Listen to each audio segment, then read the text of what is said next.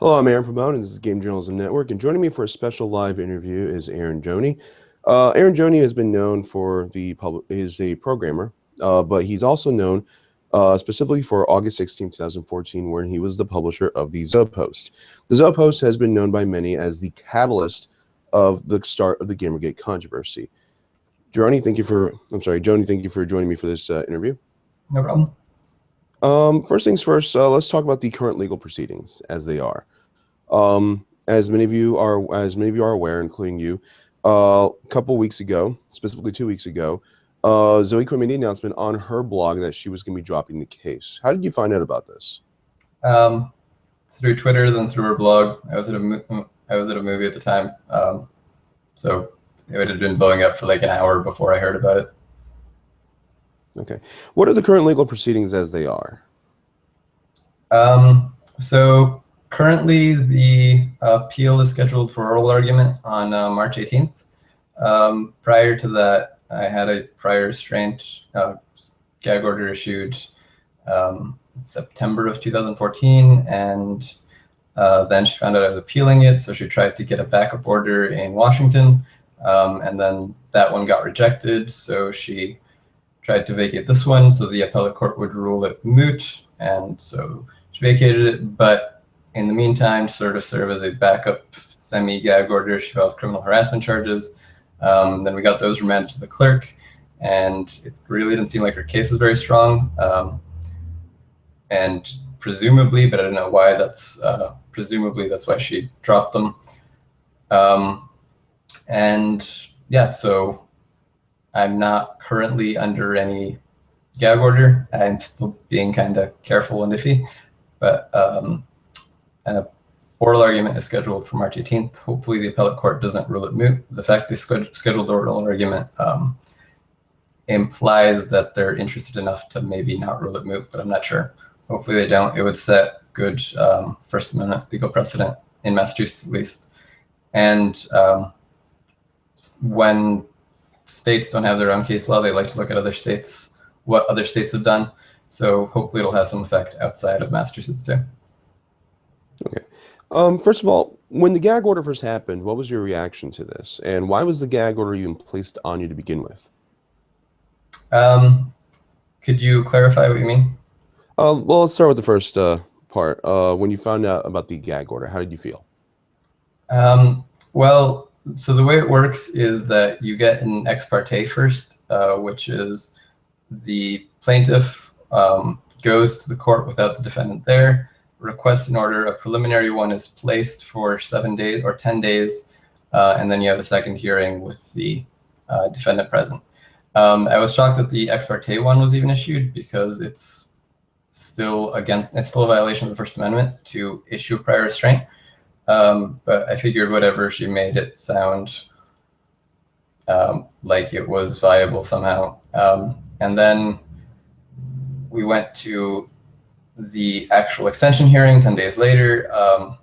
The judge didn't even allow us to make a First Amendment argument. I wasn't allowed to speak in my defense. We weren't allowed to cross-examine the witness. Hearing went maybe 10 minutes. By the end of it, my lawyer was so mad about the First Amendment stuff that he initiated the appeal process pro bono. So, I mean, mostly I was just surprised that the legal system just completely ignored the law. But when that happened, I started reading more about these sorts of orders and the extent to which they've been posing problems for the First Amendment, and how many legal scholars have been concerned about it, Volokh being one. And it's not unusual for judges to take advantage of how broadly, of the broad powers it gives them to sort of just bring down Islamic justice. So yeah. So you felt that your First Amendment rights were being trampled on, and do you even understand why this was happening? There are multiple ways to interpret that question. What do you mean by why? Is there any reasoning why there would be a gag order placed against you? Why would this have to happen? So that I wouldn't speak. But okay, let me rephrase that. I'm sorry. What were they afraid of you speaking about? I mean, Especially you already made this post online. You already explained what was happening against you. But what were they afraid of you saying I mean, outside of context? so one thing is that if I had a gag order placed on me, then she's free to spin her own narrative, and I can't counter with facts or counter evidence. Or, I mean, it makes damage control much easier for her if I'm silenced, and she can just paint me as evil, and I can't defend myself. Beyond that, there were plenty of things I didn't put in the Zoe post, which she probably wouldn't want me talking about. So Do you feel that the gag order hurt your name or tarnished your name in any way, shape, or form? yeah, I mean, the gag order itself, for one, because it was technically a restraining order. Even none of the things that are relevant to issuing a restraining order were addressed by the judge, which is one of the things on our appeal.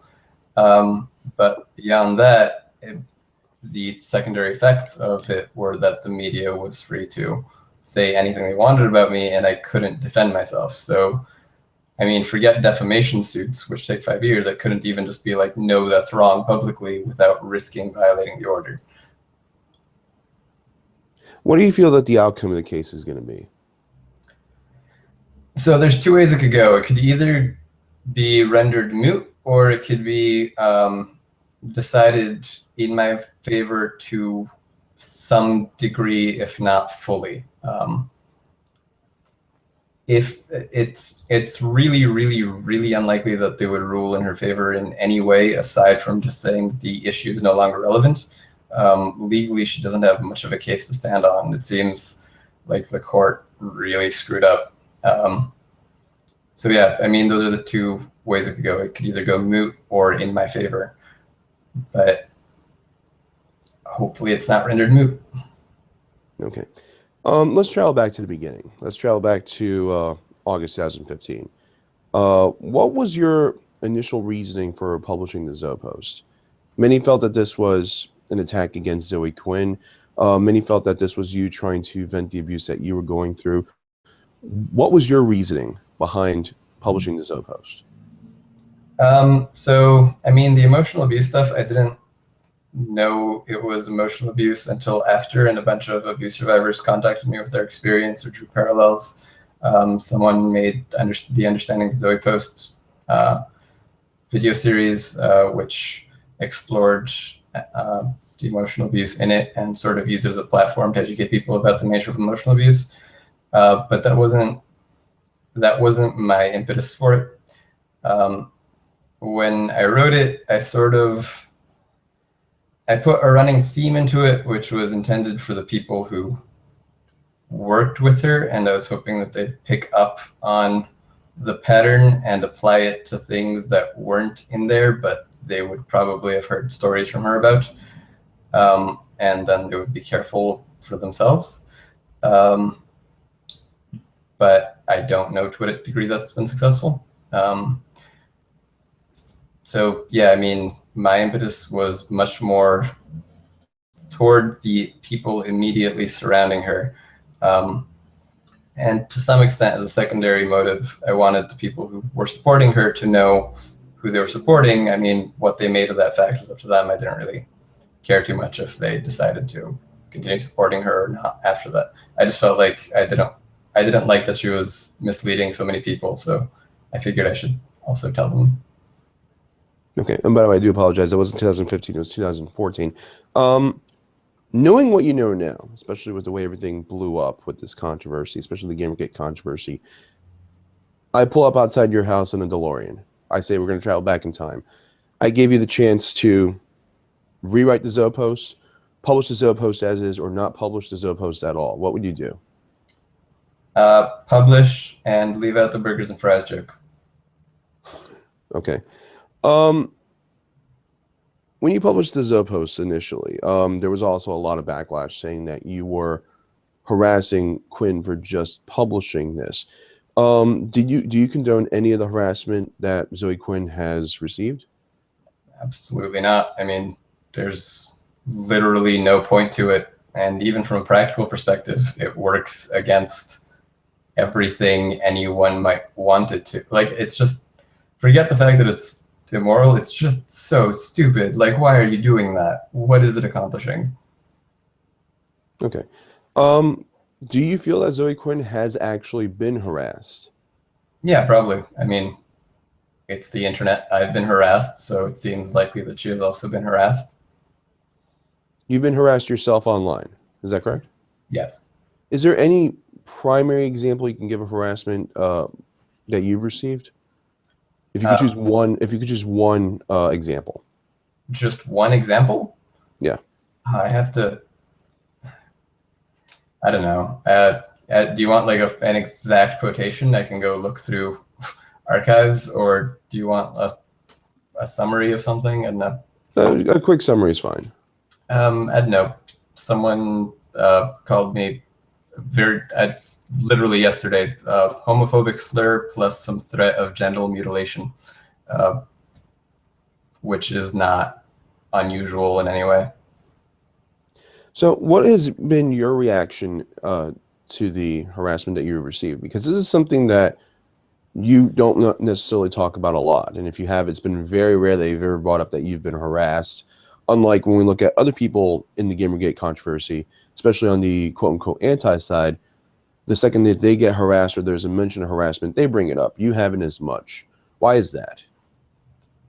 I don't really see what it would accomplish. I mean, I get that there's, the sense of, oh, we're getting harassed too would help, validate our side, but I don't, clearly the people who are pushing the narrative aren't going to care. So, okay, from that angle, I get why people would want me to point it out. Beyond that, it's just kind of like, I don't know, why would I want to share people being mean to me? Okay. Let's talk briefly about the Gamergate controversy itself. Of course, the Zoe Post was kind of the catalyst of the Gamergate controversy. We here on Game Journalism Network have defined Gamergate as a online controversy that encompasses a variety of topics, including the ethical standards in gaming journalism, harassment, and the treatment of women in gaming in the gaming industry. So there's been a lot of factors when it comes to play with it. So we just defined it as a hashtag controversy. What do you define Gamergate as? And if so, what is your reasoning behind that? I mean, it's multifaceted, and I think to a large extent, it's sort of an intersection of various interests.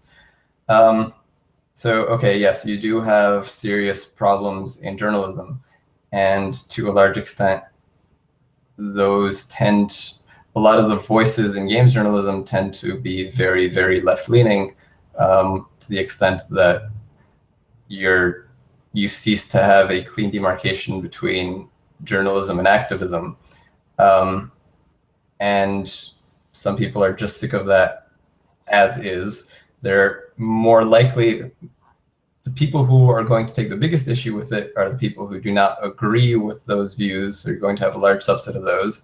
And they'll intersect substantially, but you'll also have people who don't care that much about the journalism aspect and just care about the views being proposed.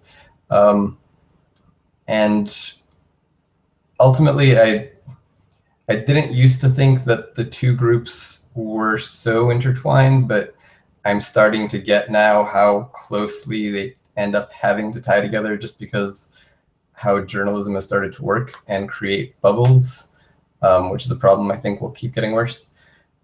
But as far as being about harassing women, I think that's really stupid. I don't think Gamergate cares about harassing anyone. It's kind of this thing where it's conflating a political stance with misogyny inherently, even though it's not actively hating women. It's just being like, hey, leave the games that we like alone. If you want some with more representation, make your own, is the general view in Gamergate. But yeah, I don't know, it's multifaceted and it's weird. And I think the harassment angle has been played up because it's the most entertaining to play up and it gets clicks. Can you think of any unfair coverage that you've received recently in regards to journalism? Um, yeah, Boston Magazine, literally all of the coverage that I've received. Um, I don't think I've ever had an interview in which what I said was not actively taken out of context or spoken over to establish the opposite. Um, I know to the extent that the Daily Dot piece, which was clearly biased against me, Gamergate had sort of given up and been like, well, at least it's not as bad as it could have been, um, which I hate to admit is also how I felt about it. So yeah, I mean, it's always been very biased and a lot of times flat out dishonest. And I know when there hasn't been a record of things, people have actually gone and, or journalists have actually gone and basically made stuff up. Okay, so if you had a choice in the matter of how gaming journalism would be changed, what do you think would be the key thing that needs to be changed, especially from what you've witnessed, even before the Gamergate controversy? Because you mentioned before. Oh, I mean, so okay, before the gaming controversy, I would have been like, the cliquishness needs to stop. Sorry, repeat Now, that. the cliquishness. Oh, clique. Oh, clicks. Okay, all right. I'm sorry. Yeah, foreign. So, um, I mean, so it was literally friends covering each other's games. Everyone knew everyone in the scene. I was just kind of surprised when I encountered the scene. But okay, let's say we fixed that. I still don't think it would fix a lot of problems. It might in games journalism, but I don't think it would at large, because um, journalists now have to pander to niche audiences in order to keep readers, and pandering to niche audiences sort of encourages more extreme views, and it seems like the problem is just going to keep getting worse, and journalists will, or you're going to keep getting audiences that segregate from one another into small bubbles and pockets of things they already agree with, and they're not going to expand their worldview or debate each other. Everything is horrible, and it seems like it will continue to get worse. Okay. So, first of all, we are going to open the floor to live questions soon. If you have any questions, you can ask questions through the YouTube chat, or you can use the hashtag AskGJN. That's ASKGJN. If you have any questions for myself or Joni about Gamergate, the current legal proceedings, or anything of that nature, or anything you wanted to ask him that you haven't heard asked from him at all. On a personal note, let's talk about everything else that's been happening, especially with the evolution of the Gamergate controversy, because your story has not necessarily been heard in verbatim, mostly because of the gag order, mostly because of the unfortunate biased coverage against you. Is there anything that you wish to clear up to our audience right now that has been said against you? Man, I wish I'd prepared. Everything is just kind of muddled into nonsense at this point. One, I never told Boston Magazine that I was blatantly ignoring the order. Made that up. BuzzFeed at one point said that I posted it despite my mom telling me not to. They made that up. I don't know. It's what was that guy's name? The dude from Huffington Post said he tried to contact me. Never tried to contact me. I've never even had a journalist try to verify my identity until the Daily Dot journalist. And it seemed that she tried to verify my identity specifically because at the time I was making fun of the Huffington Post journalist for not trying to verify my identity. You know, props to her at least, or him. I don't know what their gender is. But yeah, so I don't know. Just, it seems like you could just read the articles and it's pretty obvious when the author is making their own claim.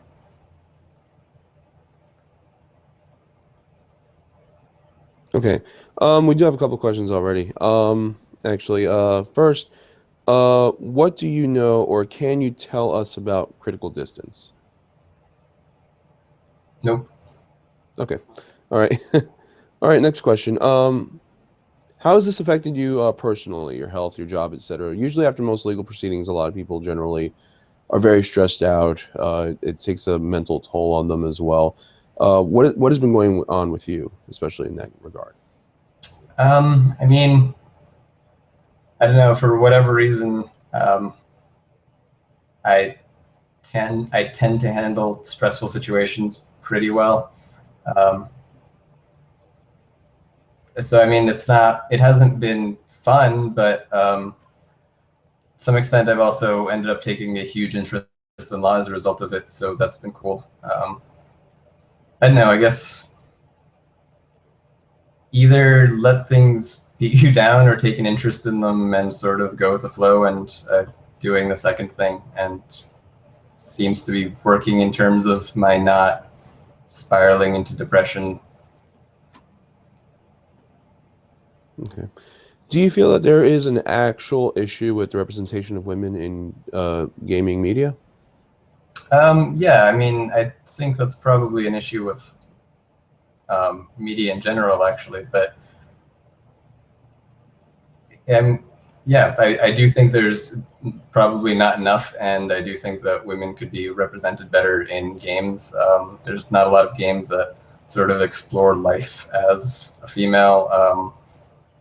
I mean, you get the whole objectification thing, which, yeah, but I think objectification of women in games is more a side effect of games being overly marketed toward males than games being inherently sexist.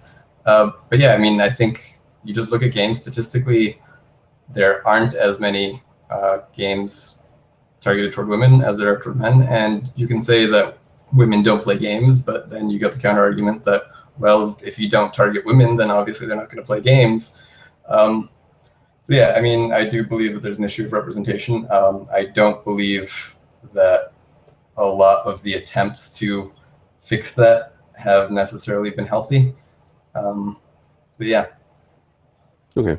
What are your current views on the social justice movement, especially with the way SJWs have kind of been involved in this controversy as well, and everything that you've been involved in? Has this changed your opinion or views on the social justice movement at all?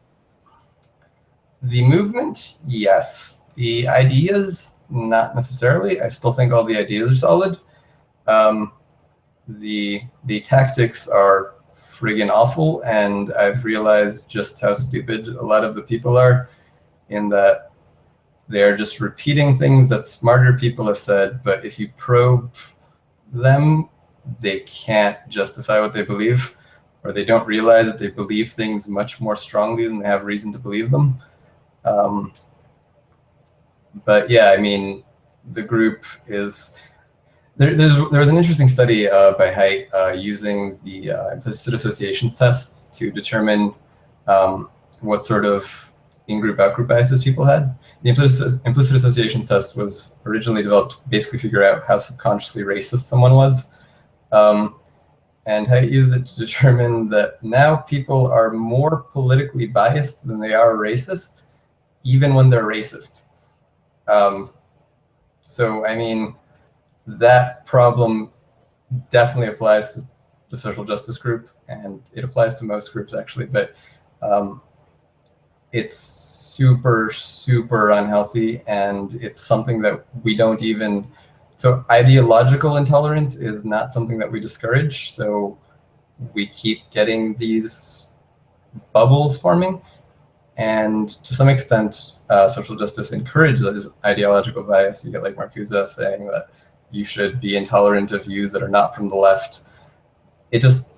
I think things are going to keep getting worse if people don't learn to talk to each other. And the social justice movement has gotten very, either you believe what we believe or you are horrible and gross.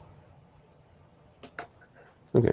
Has this also changed your view on the gaming industry as a whole? No, I mean, I knew it was bad before I posted. Okay. Earlier, you mentioned cliquishness in the games industry. Um, was that about indie development or AAA development or both? And this is with the My assumption experience that only, you're mostly associated with the indie development scene. yeah, my experience only extended to the indie scene, so I can't speak too much to the AAA scene. I have some friends who are more closely tied to the AAA scene. Their problems seem to be kind of the opposite of what it is with the indie scene, but in that sort of favors and whatever more explicit and um, I don't know you get weird grievances where sometimes people are being, I guess, I have a friend who sort of works PR and she feels like sometimes some places are being too ethical. um, in that, I don't know, it's weird. But yeah, I can't speak too much to the AAA scene. I can only speak to the indie scene, and yeah, that's what I had noticed was awful. Okay. I think we're actually going to wrap it up pretty soon. First things first, I want to thank you again for coming on here. My last question would be, um, actually, I have two last questions. First, the Gamergate controversy ends tomorrow. What would you be doing tomorrow? Everything involved the controversy, including yourself, Zoe Quinn, court case. Everything ends tomorrow. What do you do? I have a beer. That's a fair answer. Okay. And of course, the last question would be if you could say anything to Zoe Quinn right now, with everything that's been going on with the controversy, legal case over, everything of that nature, what would you say to her? I don't really see the point of saying anything to her. It would be an exercise in futility, so not gonna bother. Okay. Eron, thank you again for joining me, especially for this live interview. First of all, best of luck with everything with the case and best of luck with everything on your end. I'm Aaron Pabon. This is Game Journalism Network. Please subscribe to this YouTube channel for more future interviews and like and subscribe whenever you can. You can also visit our official website at gamejournalism.net. Have a good night.